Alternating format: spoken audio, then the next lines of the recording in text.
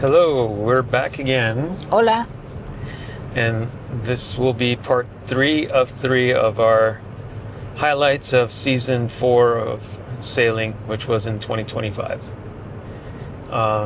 If you've stuck with us this long, we Thank you. Yeah, you're amazing.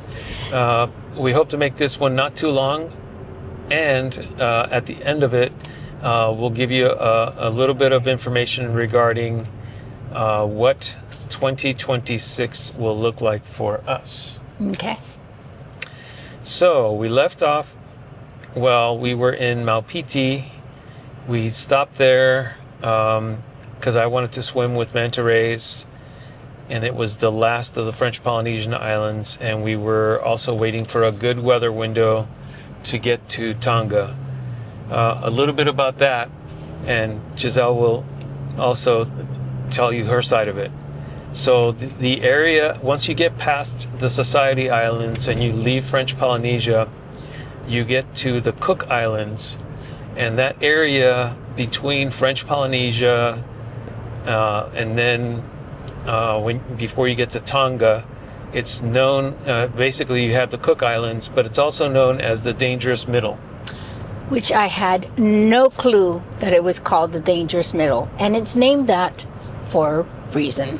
There are many weather systems that are coming off of Australia and New Zealand, and you have to have really good timing on those weather systems before you leave a place, so that you make sure that you get to another safe place in time before really bad weather hits you.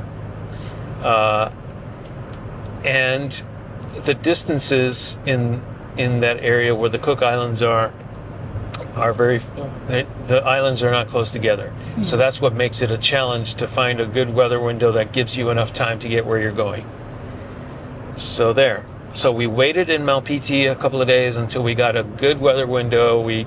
That's one of the times that we actually used our weather routing service again, Chris Parker's weather routing service, and got their advice for leaving Maupiti and heading towards Tonga. And our buddy boats, Fred and Ita, were leaving directly from Bora Bora, so we were trying to time it so that we would meet up along the way. They took a slightly more northerly route. They used a different weather router than we did.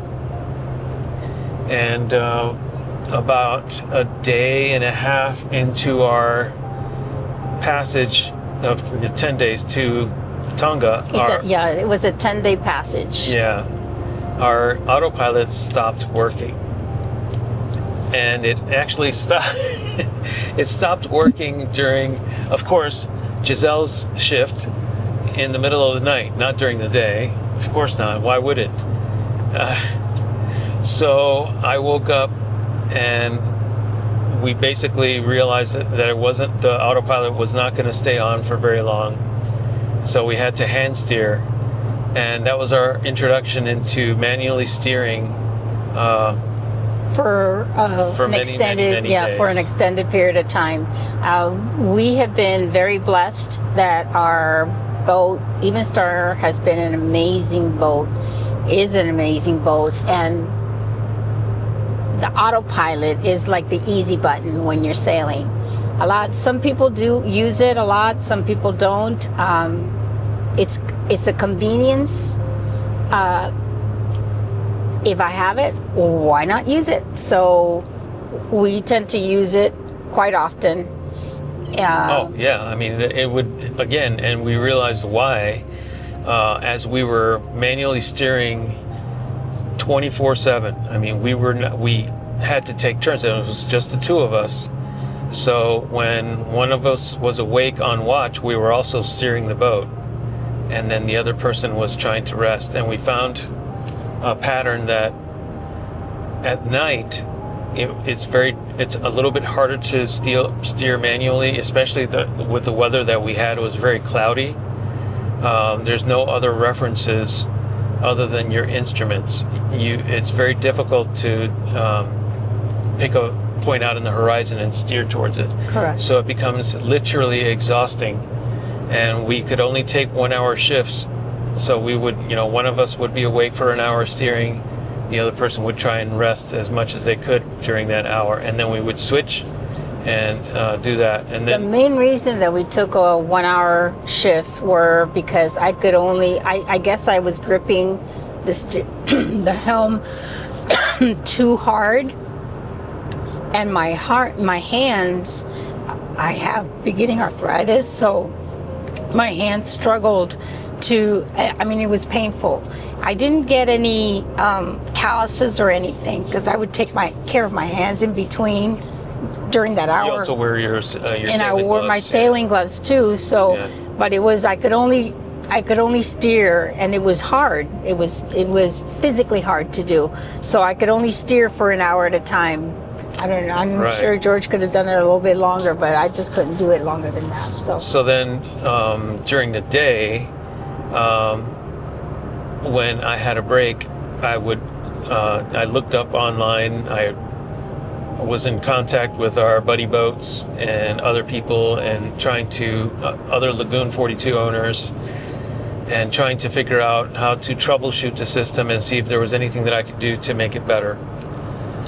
So during the day, we actually did steer like 2 hours on, 2 hours off. So that allowed me to do some troubleshooting and then still rest. And then we tried several of the steps. At one point, one morning, the weather calmed down enough that we could try recalibrating the compass. We did that. It actually made it a little bit better, but I don't know if it was just that or maybe the wind shifted a little bit. We realized that it was the autopilot was only struggling when it was turning to starboard. So then basically we steered like that for and we changed over 7 days. Yeah, we changed our sail plan as much as possible to make that give us some opportunities when the wind direction was right, so that we can change tack, and then basically the autopilot would stay on as long as it had to correct to port.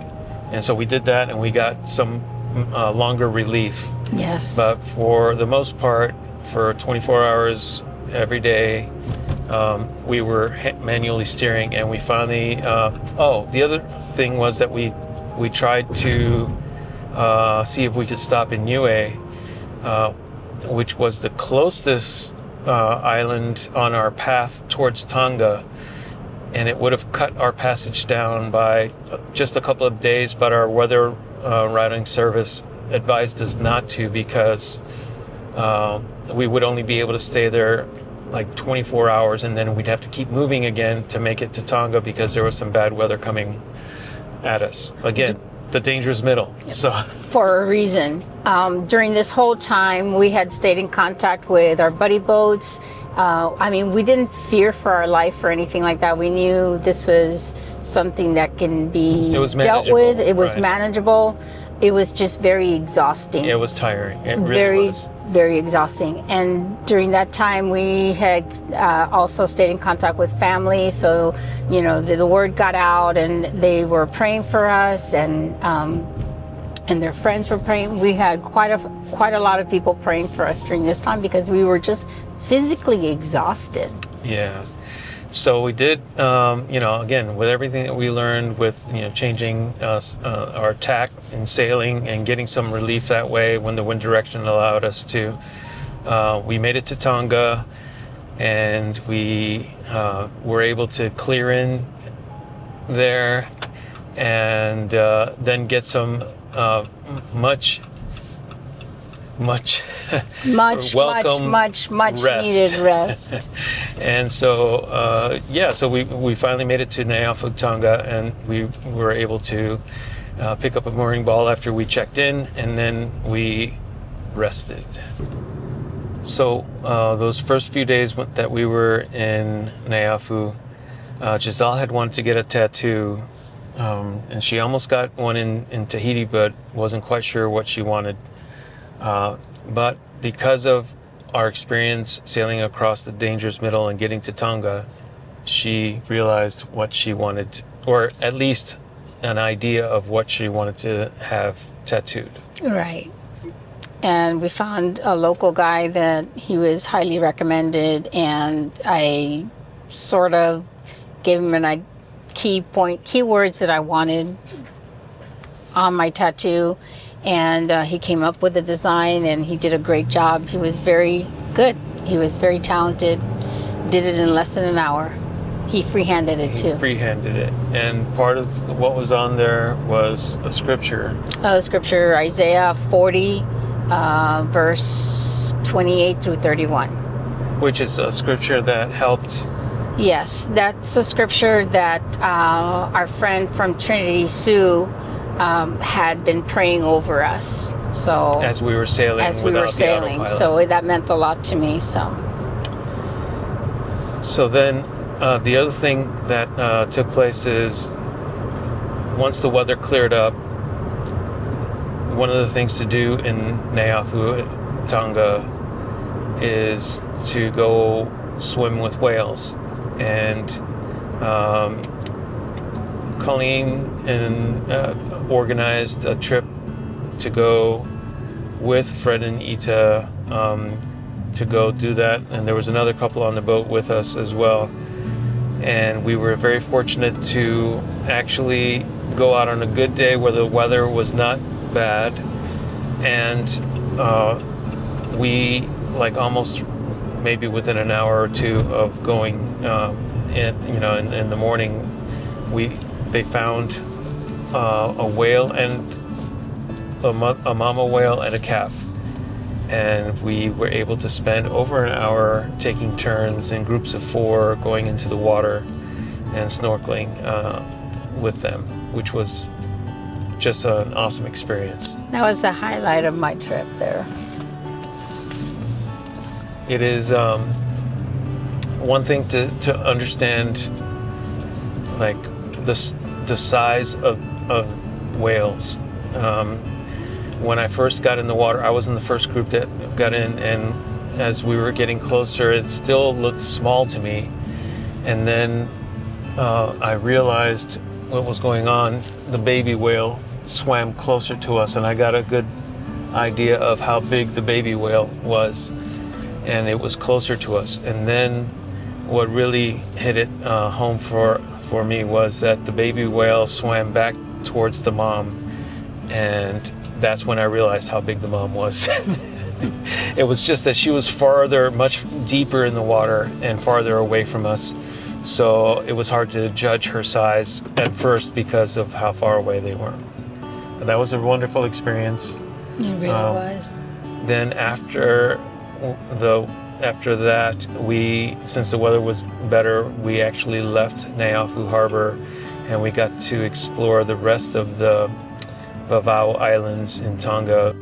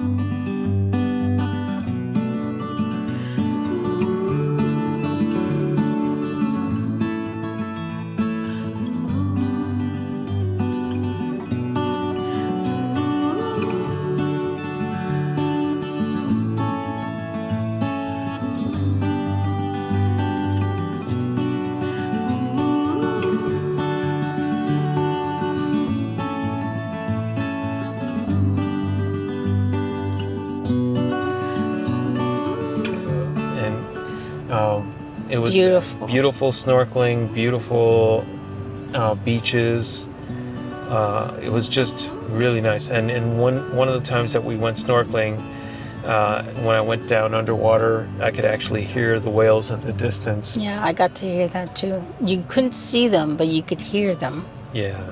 But only if you were underwater. Yeah.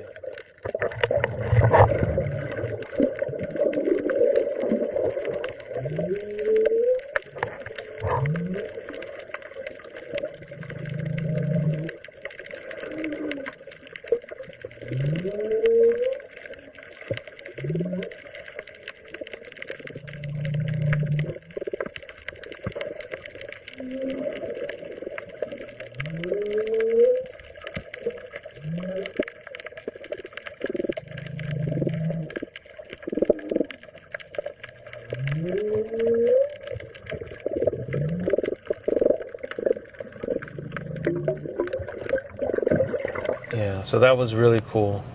So we had to keep moving. So when we got a good weather window, we got everything ready to go. The autopilot, we had tested that, made sure it was working, and we took the 3-day sail to get over towards Fiji.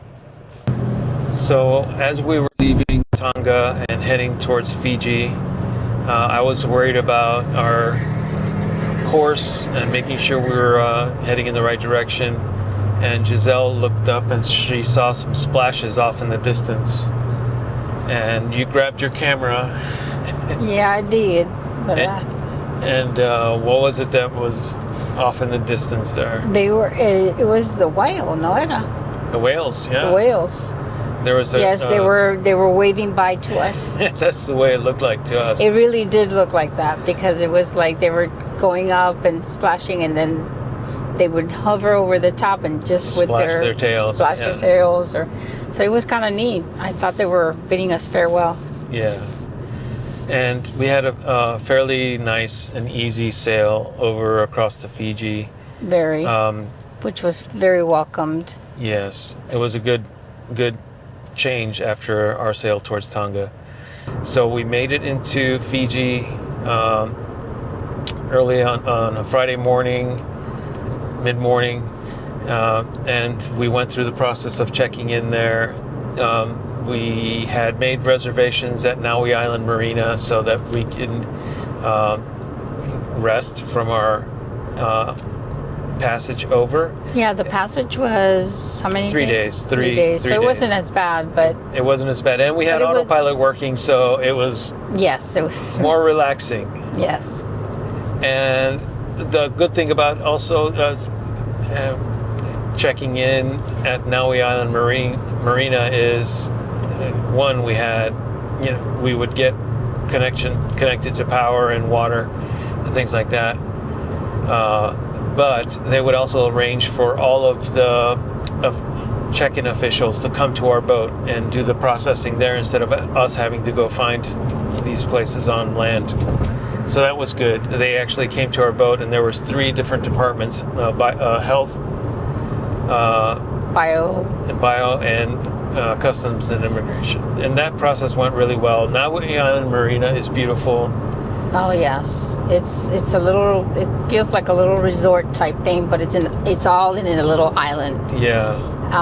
But it was really neat. They have restaurants. They have a pool. Yeah. Really nice area. And the showers. Yes, they have beautiful indoor-outdoor showers. Yeah. Which I have always loved outdoor showers. There's something about just bathing out. Yeah. You know. So our experience there in Maui Island Marina was really good.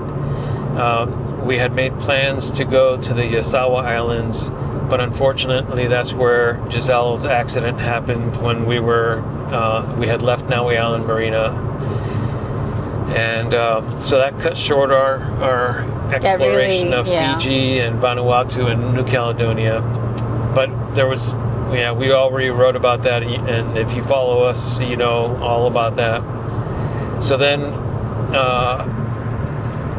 fast forward to when I was already in Australia, and we had gotten the boat into the boat works and had all the work that needed to be done to it, like the bottom paint and servicing and all that.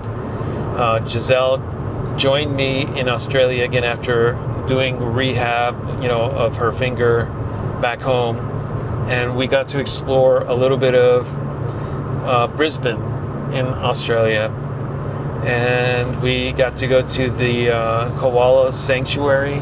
That was a treat. That was really cool. Got to see kangaroos there too. Yes, and we learned some things about koalas.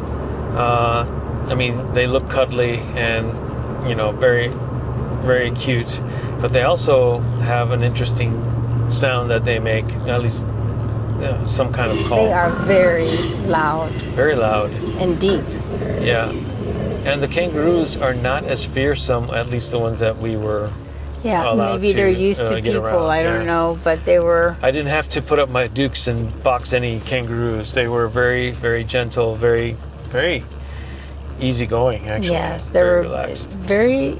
They're yes, they're. You have this idea of what they look like, but when you see them in person, they're like. They're not as cute. But true. It's they're true. They're not. but it's really neat to see them. They really don't have a pretty face or anything. I know God's creation. I'm being horrible. We did get to feed them by hand. Yes, and that was a treat. Also, yeah. that was really neat. The whole experience of being in the outdoors with the animals was really a grounding experience. I really enjoyed that. While we stayed in Brisbane, we stayed in the downtown area. Which I loved it. Oh man, that's my goodness. so nice. I mean, you can walk anywhere. They had restaurants everywhere. Yeah. Restaurants, shops everywhere. Good restaurants. Everywhere we ate, the food was delicious. Yeah. Everywhere we ate. Absolutely. Australians are super, super nice. We encountered. Everybody that we came across was helpful, nice, just very courteous. I don't know. I don't know what I thought Australia was going to be like. I really had no expectations other than what I saw during COVID, which I didn't like. But other than that, I just loved our stay there. Yeah. And loved going, just walking.